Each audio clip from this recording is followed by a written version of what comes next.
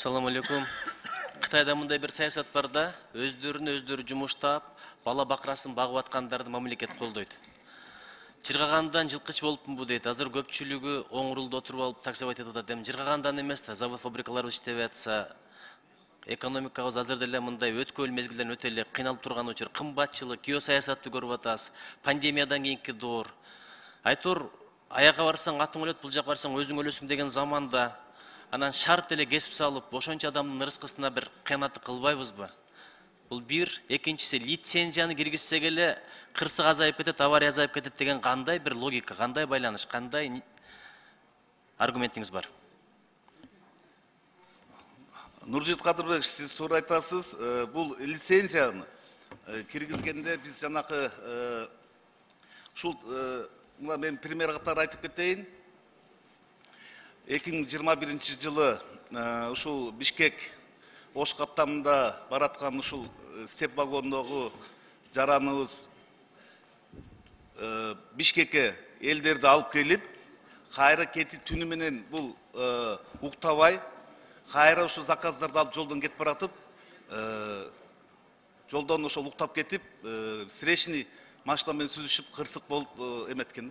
Биз ошол себептен бул биздин жарандарыбызды, ушул таксилерди, такси менен иш кылгандар, булар эртеси жанакы 3 жылдык стажысы бар деп атпайбызбы? Ошол опыту барларды, жакындай машинасынын текст состояниясын соответствиясы болсун, ошолор көзөмөлгө алалы деп атабыз. Медициналык көзөмөл кылалы деп атабыз. Мисалы, кээ бир жарандарыбыз мынакей айдап баратып, тормозу жок барып туруп, ушул машина кырсыкка учураган. Булар эмне? Жүрөгү кармап калып атышат, туруп, давлениясы көтөрүлүп, ушундай кырсыктардын менен көп ушул жол кырсыктары ушул себепкер болуп атат да.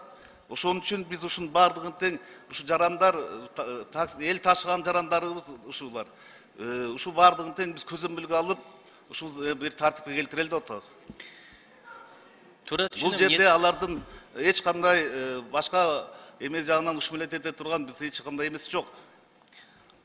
Мен сизди туура эле түшүнүп атам, ниетиңиздичи тартипке салалы деген жакшы эле ойда. Мисалы, лицензия бердиңиз. Лицензия алгандан кийин такси эмне түнү менен уктабай футбол көрбөй калабы? Анда деле сизге айтпай, түнү менен уктабай иштерин кыла берет, бильярд ойнойбу, баняга барабы? Кантип текшересиздер анын жашоо режимин, уктаганын, эс алганын? Бул Нуржит Кадырбекович, ушул лицензия алыш үчүн ошол жанакы тартиптердин баарын киргизип, алардын баары каттоого алынып, биздин ички иштер министрлиги тарабынан атайын көзөмөлгө алынат. Ошол именно ошол ойлорго жол бербейлик деп ушул лицензиялуу учетту тартипке келтирели деп атабыз. Адилеттүү болуштун бир жолу бар экен да, өзүңдү ошонун ордуна коюп көр дейт. 1917 жылкы революциядан кийин Россиянын дворяниндери Европага барып такси айдап калган. Мен депутатмын, сиздин да чоң кызматыңыз бар. Бир күн экөөбүз такси айдап калбайт деген кепилдик жок. Азыр сиз, мисалы, бүт ушу кызматтан ажырап барып, бала бакыраны багам деп таксисттердин арасында туруп калсаңыз, ушул мыйзам долбоорун колдойт белеңиз? Нуржит Кадырбекович, мен туура айтасыз, эртеги күндө эч ким айта албайт. Бирок негизи биз баарыбыз тең ушу мыйзам жолго өтүшүбүз керек. Түшүндүм. Эми бул маселе страховка сөзсүз болот. Эгерде лицензия боло турган болсо, туурабы? Техосмотр сөзсүз болот. Булардын да ниети тилеги жакшы, бирок Кыргызстанды билесиз. Кабыл алган мыйзам ниети башка, аткарылышы такыр башка. Мисалы, мени страховка болсун. Кокус бир машина бузулуп калса, мен кайсыл сервиске барам? Өзүмдүн таанышыма барсам, акчаны кантип алат мамлекеттен? Мисалы, ошо страховой компаниядан бир жол жоболор механизмдери барбы? Биз буга даярбызбы? Мамлекеттик атайын сервис борборлор ачылабы? Мен өзүмдүн ишенген мастерлерим бар, мисалы. Ошол жака барсам төлөп бере алабы? Оңдоткон, мисалы, Кудай бетин ары кылсын. Бул атайын страховка болгон машиналардын бардыгы тең, эгерде кандайдыр бир текст состояниясы боюнча эметилген болсо, мунун бардыгы тең страховой компания баалап эметет. Сервисный обслуживание бул бардыгы тең биз кылып келатабыз. Азыркы күндө эми келечекте биз дагы ойлонуштуруп атабыз. Мамлекеттик деңгээлде ушунун бардыгын тең бир калыбына келтирүү кадамдарын биз ойлонуштуруп атабыз. ал жактарына да барабыз. Көрдүңүзбү, маселе али быш элек да, ачыгын айткандачы. Бул мыйзамды кабыл алып коюш оңой эле, бирок механизмдери деталына чейин иштелип чыкпаса, элдин эле шору болот ушу менен күн көрүп аткандардынчы. Анан дагы бир маселе да, мисалы, техосмотрду мен түшүнөм. Жеке компаниялар ачат, бирок коррупция деген бир балекет бар. Акчасын берип койсо, көрдү, көзү көрөт деп туруп справка бере берет бизде. Ошол сыяктуу мурдагы бир заманга кайра келбейбизби? Жөн эле акча менен эле бир чиригени калган машинасын мына кече эле чыккан заводдон чыккан тулпар дулдул деп туруп справка берип койсо ошого ишене бересиздер да. Нуржигит Кадырбекович, биз бул боюнча Элмурза Ракиевич менен да сүйлөшкөнбүз. Ал киши дагы ушу техосмотр боюнча мыйзам долбоорун дайындап келди деп бизге сунуштамасын берген. Бул боюнча биз карап атабыз, бирок жакында биз бул боюнча да сунуштарыбызды алып чыгабыз сиздерге. Жанагы коррупция жагын айтып атасыз. Бул боюнча техосмотрду бул ички иштер министрлигине бербеш керек, потому что өзүбүз техосмотр берип, өзүбүз көзөмөлгөндө болбойт. Муну болсо Минэкономика жана аккредитация кылып, бүт баардык базаларын түзүп кылыш керек дагы, көзөмөлдү биз кылышыбыз керек. Потому что жолдо бараткан жанакы частный ишканалар техосмотр өткөзгөн аккредитованный эмелерди көзөмөлдөш үчүн биз ошолордун баардыгын тең кандай техосмотр өткөзгөн жоопкерчиликтерин биз карашыбыз керек. Эми кырсык менен лицензияны байланыштырып атасыз. Жакында эле бир мыйзамдын долбоорун кабыл алып берген атабыз, туурабы? Арак ичип айдагандар керек болсо айдоочулук күбөлүгүнөн ажыратылсын деген. Ошолордун бир жыйынтыгын күтө турбайлыбы? Балким кырсыктардын себеби ошол жактадыр. Андан кийин бул темага келсе кандай болот? Сизге сунушум. Урматтуу Нуржигит Кадырбекович, уруксат болсо мен жооп берейин. Ички иштер министринин жол кыймылын коопсуздугун камсыздоо башкы башкарманын башчысы Исраилов. Урматтуу Нуржигит Кадырбекович, жана сиз биринчи суроо бербедиңизби? Ушу лицензия алып калса эле коопсуздук кандай болот? Жолуна кырсыктар азаябы, көбөйөбү депчи? Албетте азаят. Анткени дегенде биз деген тажрыйбаны айтып берелик, жана менин астымда Акчабай жолдош да белгилеп кетти. Былтыркы жылы биз өзүбүздүн деңгээлибизде ички иштер органдары, анын ичинде ГАИ кызматы, ар бир автостанцияда, ар бир вокзалдарда ушу канча киши таксовать этет. Бул эң биринчи междугородний областтардан Бишкекке таксовать эткендердин санын алып, анан деген буякта деген бир нерсе бар. Режим труда и отдыха деген. Канча бир рейс бар эле, бир күндө эле 2 рейс жасам дегендер бар.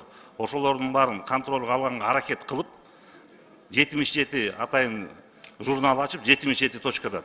Ошондойду биз баштап туруп, көзөмөл алгандан баштап, мурунку жылга салыштырмалуу жанакы эл ташыган таксисттер, жанакы өтө оор кесепет менен коштолгон жолуна кырсыктар болгон жок. Жанакы айтып аткан ДТПда бир эле жолуна кырсыкта 9-дан 10 адам каза болгон. Ага ким жооп берет алардын өлүмүнө? Ошондуктан биз ойлоп атабыз, лицензия алса албетте азаят. Анткени деген ал деген лицензиясы менен да даражат этет. Мен лицензиямды алдырып ийбейин деп. Анан аларды ким текшерет? Алар деген сөзсүз түрдө фирма болот. Фирма болобу, акционер общество болобу, ал дагы лицензия алат. Эртең менен келип туруп, автоунаанын техникалык көзөмөлдөн өтүп турат. Ежедневный осмотр. Механик өткөзүп туруп, кол коюп печать басып берет. Мунун автоунаасы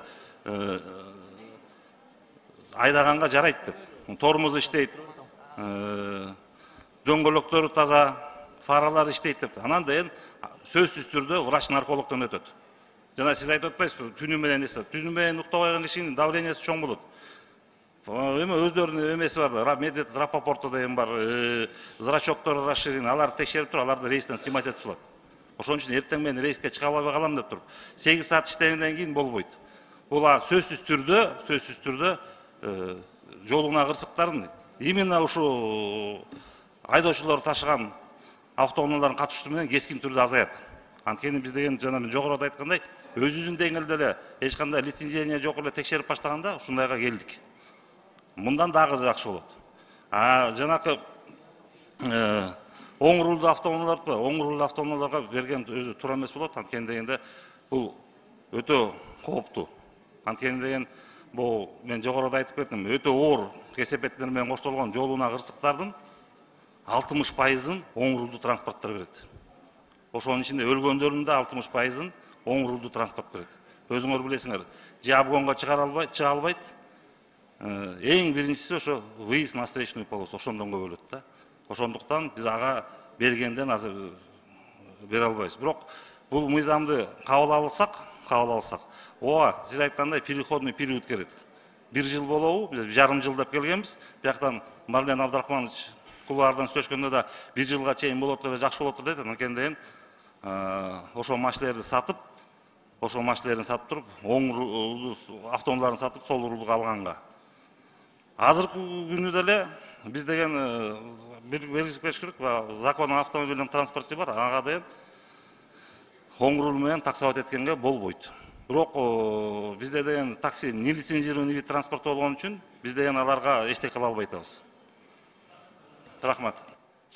Айланан 10 000 деген такси бар, ошонун бардыгын күн сайын техосмотрдон өткөрсөңөр канча жумуш орун түзүш керек, канча чыгаша керек, чыгаша кетпейт деп атпайсыздарбы? Азыркы учурда бусиктар деле ташып атпайбы? Алар деле ушундай эреже менен өтөт. Алар деле киши ташыйт, такси деле киши ташыйт. Экөөнүн условиясы бирдей болуш керек. Алдыда да жоопкерчилиги, и таксинин да жоопкерчилиги. Экөө тең киши ташыйт. Алар деле эртең менен келет, механиктен өтөт, наркологдон өтөт, анан трассага чыгат, линияга чыгат. Ошондой эле такси болуш керек. Бул деген эреже бүт мамлекеттерде бар. Тилекке каршы Кыргызстанда эле жок. Кошуна мамлекеттер, Тажикстанда бар, Өзбекстанда, Казакстанда, Россия Федерациясында бүт мамлекеттерде бар. Бизде эле жок. Рахмат.